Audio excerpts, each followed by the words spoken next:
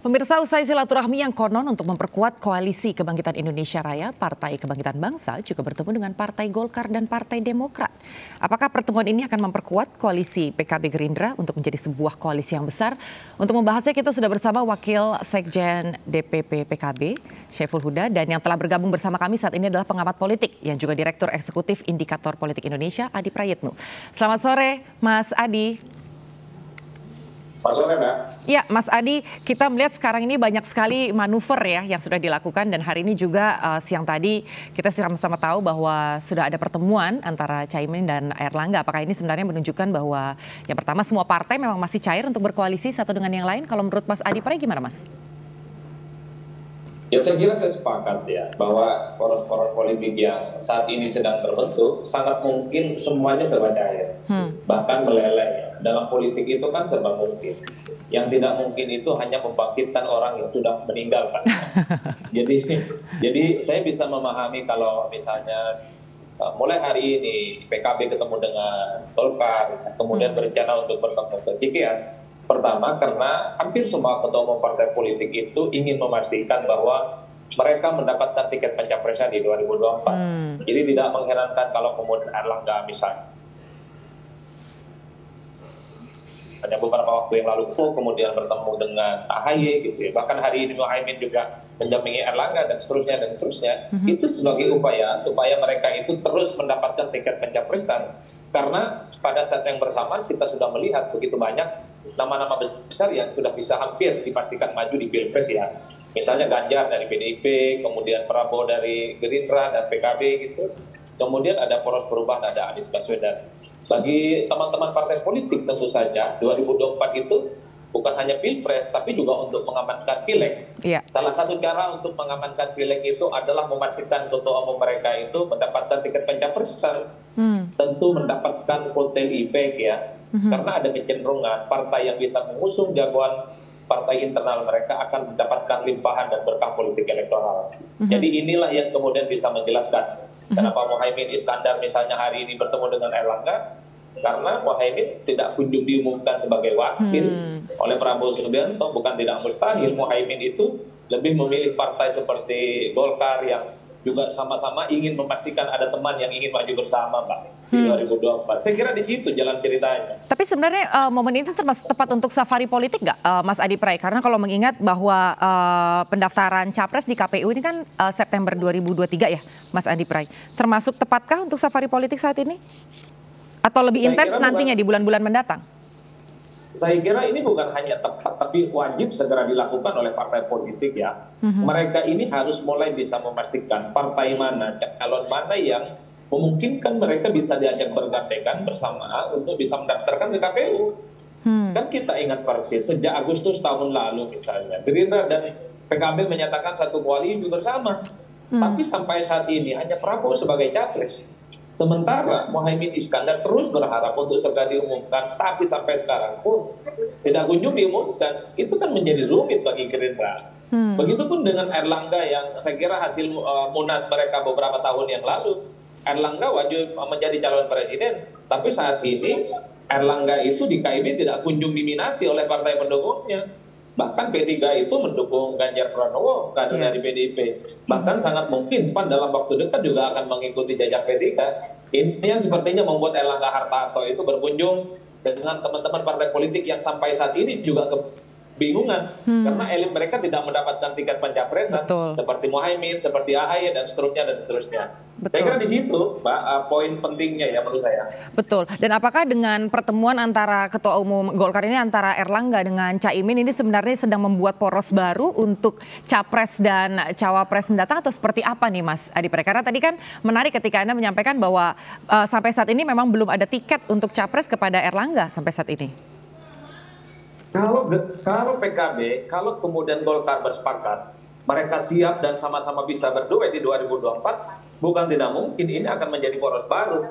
Ya, itu clear dan konkret karena kegabungan kedua partai ini sudah menggenapi ambang batas presiden 20%. Golkar itu 12%, kemudian PKB itu 9%. Itu sudah lebih dari 20% maksud saya untuk mencukupi untuk pembelian tiket pencapresan ya. Inilah yang saya kira memungkinkan Karena memang Erlangga sampai saat ini terus berusaha bahwa bisa maju di 2024 itu adalah harga mati. Begitupun dengan Muhaimin Iskandar, tentu tidak mungkin terus-menerus itu hanya di dalam tanda kutip ya diberikan harapan yang tidak pasti oleh Gerindra karena tidak kunjung diumumkan sebagai pendamping Prabowo Subianto. Wajar kalau kemudian PKB ini gelisah mencari teman baru, menjadi partner baru yang paling mungkin mereka bisa diajak bersama di 2024. Jadi politik bagi saya sederhana itu, partai ini hanya mau berkoalisi dengan partai yang lain. Kalau dipastikan ketua umum mereka itu bisa maju di Pilpres. Poinnya di situ sebenarnya. Berarti sebenarnya sampai saat ini PKB sendiri masih mendukung Caimin terserah mau jadi capres atau cawapres begitu? Atau sebenarnya lebih cenderung ke capres? Mas Adi Pray kalau melihat gimana nih Mas? PKB mainnya dua hal menurut saya. Mereka itu pertama targetnya capres, tapi sepertinya tidak terlampau realistis. Maka target minimum mereka adalah cawapres. PKB bahkan sempat memberikan begitu banyak ultimatum kepada Gerindra. Misalnya ketika Prabowo dikait-kaitkan dengan Ganjar Pranowo bisa berduet, PKB menyatakan bahwa selama ini PKB tidak pernah menyatakan Prabowo sebagai kandidat capres mereka. Sekalipun ada fakta integritas antara Gerindra dan PKB, tapi sebagai capres.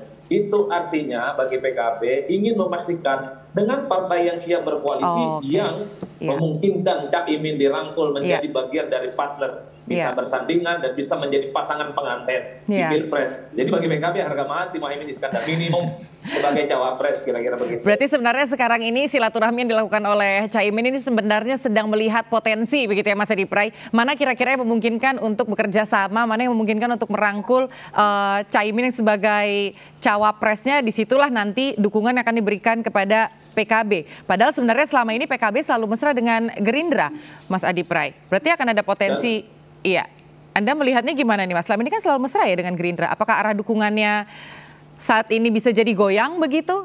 Atau nanti tiba-tiba melipir ke Ganjar Pranowo? Karena tadi kan disampaikan dalam politik semuanya mungkin, kecuali menghidupkan orang yang sudah meninggal. Bagi saya sebelum ada janur kuning melengkung, sebelum ada pasangan yang sah secara resmi dan sah mendaftarkan ke KPU, kemesraan-kemesraan itu semuanya serba palsu, Mbak. Kita bisa menyaksikan betapa misalnya PKB itu sudah lama berkoalisi dengan Gerindra. Ya. Mereka fit dan firm menyatakan sama-sama saling cocok. Tapi kita ingat ketika Prabowo coba untuk disandingkan dengan nama yang lain, PKB bereaksi keras. Kata PKB bisa bubar ini koalisi. PKB itu bisa nyebrang pindah ke lain hati. Bahkan PKB menegaskan mereka tidak pernah mengakui Prabowo sebagai kandidat capres. Beberapa waktu yang lalu ketika Prabowo dikait-kaitkan berduet dengan calon dari PDIP seperti Ganjar Pranowo, itu adalah satu intimidasi politik sebenarnya. Siapapun yang berkoalisi dengan PKB wajib hukumnya memilih Muhaimin sebagai wakil. Nah, itu aja jelas ceritanya. Bagi PKB tidak mau dong, misalnya Gerindra itu hanya kelihatan mau sama PKB-nya, tapi tidak mau kepada Muhaimin sebagai wakil, itu kan rumit jadinya, Pak. Iya, berarti memang sebenarnya ini cukup rumit dan perlu perjalanan yang sebenarnya bukan perjalanan jauh ya, perlu menetapkan kaki yang tepat begitu ada di mana. Ya, bagi Caimin sendiri. Menetapkan iman politik kepada partner yang sama.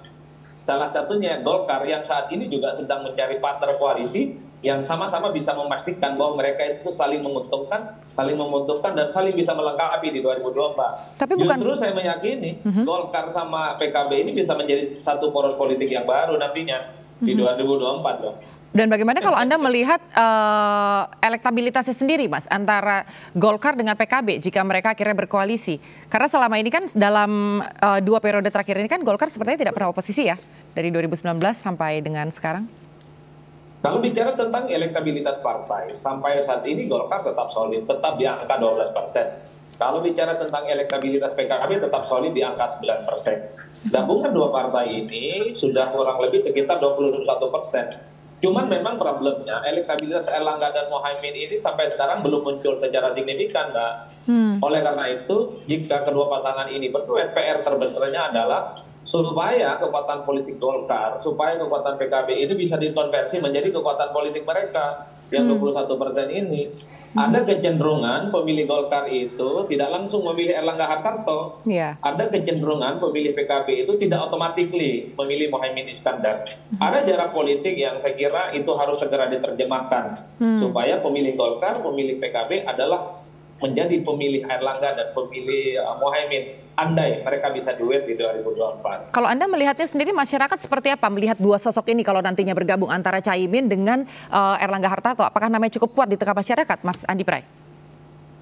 Kalau dihadap-hadapkan dengan nama-nama lain seperti Ganjar Pranowo, seperti Prabowo Subianto dan Anies Baswedan, tentu memang elektabilitas kedua orang ini jauh, Mbak. Betul. Butuh kerja keras, butuh safari politik, butuh roadshow, dan butuh upaya-upaya yang lebih konkret sebenarnya untuk terus meyakinkan kepada rakyat. Sorry itu saya misalnya, elektabilitas Mohaimin kan di angka 1%, Erlangga Hartarto juga di angka 1%. Ini tentu tidak bisa di head-to-headkan dengan 3 nama besar yang sudah saya sebutkan tadi itu, Anies, Prabowo, dan Ganjar. Butuh keras apakah dalam waktu 6 bulan ini, kalau betul Erlangga dan Mohaimin bisa duet, bisa mengejar ketertinggalan yang cukup signifikan elektabilitas mereka itu. Ini tidak mudah. Jalan yang harus dilalui cukup terjal, berliku dan mendaki, Mbak. Iya, karena apakah sebetulnya PKB sudah mempertimbangkan dan juga sudah melihat itu di rentang waktu yang sebenarnya cukup singkat ya sebetulnya gitu kan? Kenapa tidak menetapkan imannya gitu kan, berkoalisi dengan salah satu partai, apakah yang mendukung Ganjar atau justru yang mendukung Prabowo gitu? Kenapa malah justru membentuk poros sendiri? Bukankah malah beresiko begitu? Atau ya sekedar coba-coba mungkin ya masih oke gitu ya? Gimana Mas Adi Pray? Di 2024 itu pemilunya bukan hanya pemilihan presiden. Iya. Kalau PKB, kalau kemudian Erlangga, misalnya merapat kepada Prabowo Subianto atau merapat ke Ganjar Pranowo, mungkin mereka lebih nyaman ya. Tidak terlampau membutuhkan kerja keras untuk memenangkan pertarungan pilpres. Tapi ingat, ancaman bagi mereka adalah bagaimana suara pileg mereka itu bisa naik secara signifikan. Kalau hanya jadi followers, mengikuti poros politik yang sudah ada, maka mereka agak khawatir bahwa perolehan suara pileg mereka itu tidak muncul dan bahkan terancam tidak signifikan. Karenanya satu-satunya yang mereka ingin dapatkan di pileg itu adalah harus dan wajib hukumnya mengusung ketua umum mereka sebagai kandidat capres, entah sebagai capres ataupun sebagai cawapres untuk mendapatkan insentif politik elektoral. Itu yang disebut dengan efek ekor jas, Mbak. Ada keyakinan di Golkar, ada keyakinan di PKB. Kalau mereka bisa maju, fix ya secara definitif disahkan oleh KPU sebagai kontestan pemilu, maka ada kecenderungan suara dan elektabilitas partai mereka akan muncul secara signifikan minimal pada level pileg ya. Sekalipun misalnya pilpresnya agak sulit jika dihadap-hadapkan dengan 3 nama besar yang tadi sudah saya sebutkan itu. Ya.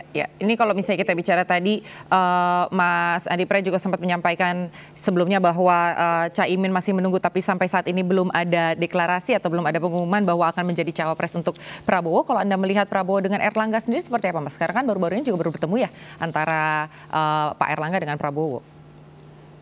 Kalau dilihat hubungan antara Prabowo dan Erlangga, tidak ada yang bisa membantah kalau keduanya ini memiliki romantisme dan hubungan yang cukup lama. Karena keduanya pernah dan sempat besar sama-sama di Partai Golkar. Itu tidak ada yang bisa membantah. Tapi dalam politik itu tidak cukup hanya sebatas romantisme perkawanan. Politik itu berpikirnya untung dan rugi. Kalau kita melihat kecenderungan rata-rata, Prabowo itu mencari pasangan politik yang bisa menutupi kekurangan politik Prabowo saat ini. Misalnya, Prabowo lemah di Jawa Timur. Jadi harus mencari sosok dari Jawa Timur. Misalnya Prabowo lemah di kalangan pemilih NU. Jawabannya tentu bukan Erlangga Hartarto.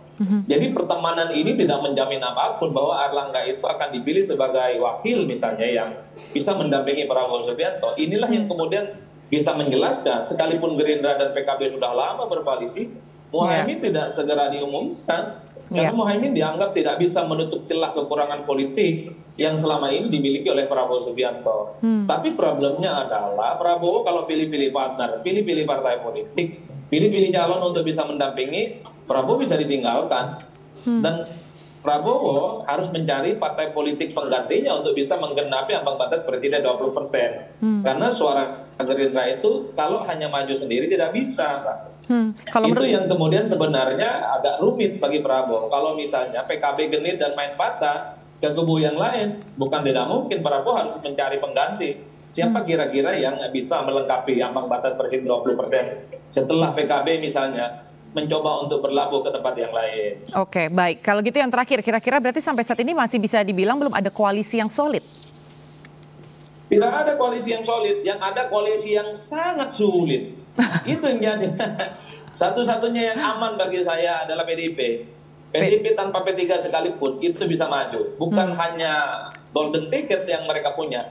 Mereka sudah punya boarding pass, tinggal landas ya. Untuk take off gitu, tinggal PDIP ini memastikan siapa kira-kira pasangan calon yang dianggap layak dan bisa memungkinkan memenangkan pertarungan politik yang bisa mendampingi Ganjar Pranowo. Saya kira di situ poinnya. Baik, terima kasih Mas Andi Pray. Kita sama-sama menyaksikan dan kita juga sama-sama melihat nanti siapa kira-kira yang bisa menandingi Ganjar dan siapa nantinya juga yang akan menjadi cawapres untuk Ganjar. Ini kan kita masih melihat puzzle-nya seperti apa. Terima kasih Mas Adi Prayitno selaku Direktur Eksekutif Indikator Politik Indonesia. Sehat dan sukses selalu, Mas.